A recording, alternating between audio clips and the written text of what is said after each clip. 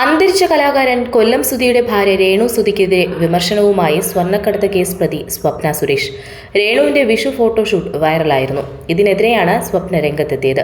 Vishu ആശംസിച്ചുള്ള രേണുവിന്റെ photo പങ്കുവച്ചാണ് സ്വപ്നയുടെ വിമർശനം. വിവേകശൂന്യത വിൽപ്പനയ്ക്ക് വെക്കരുതെന്ന് സ്വപ്ന സുരേഷ് രേണു സുധിയോട് ആവശ്യപ്പെട്ടു. വിധവയോ വിവാഹമോചിതയോ ആയ ഒരേയൊരു സ്ത്രീയല്ല നിങ്ങൾ. മണ്ടത്തരം വിൽപ്പനയ്ക്ക് വെക്കരുത്. വിചിത്രമായ സൃഷ്ടികൾ കൊണ്ട് ശ്രീകൃഷ്ണനെ പകരം വയ്ക്കാൻ കഴിയില്ല എന്നാണ് സ്വപ്ന സുരേഷ് ഫേസ്ബുക്കിൽ കുറിച്ചത്. സ്വപ്നയെ പിന്തുണച്ചും എതിർത്തും നിരവധി പേർ പോസ്റ്റിന് താഴെ കമന്റുകളുമായി എത്തി. സ്വപ്ന പറഞ്ഞത് ശരിയാണ്, ഇത് കാണുമ്പോൾ നാണക്കേട് തോന്നുന്നു എന്നായിരുന്നു ഒരു കമന്റ്. ഈ ചിത്രം കൊണ്ടവർ എന്താണ് നേടാൻ പോകുന്നത്, ആർക്കും ഒന്നും പറയാൻ പറ്റില്ല, പറയുന്നവർ കുറ്റക്കാരാകും എന്നിങ്ങനെയാണ് സ്വപ്നയെ പിന്തുണച്ചുള്ള കമന്റുകൾ. കേസുകളും സ്വർണ്ണക്കടത്ത് വിവാദങ്ങൾക്കിടെ പുറത്തുവന്ന ഫോട്ടോകളും ചൂണ്ടിക്കാട്ടി സ്വപ്നയെ പരിഹസിക്കുന്നവരും കമന്റുമായി എത്തി.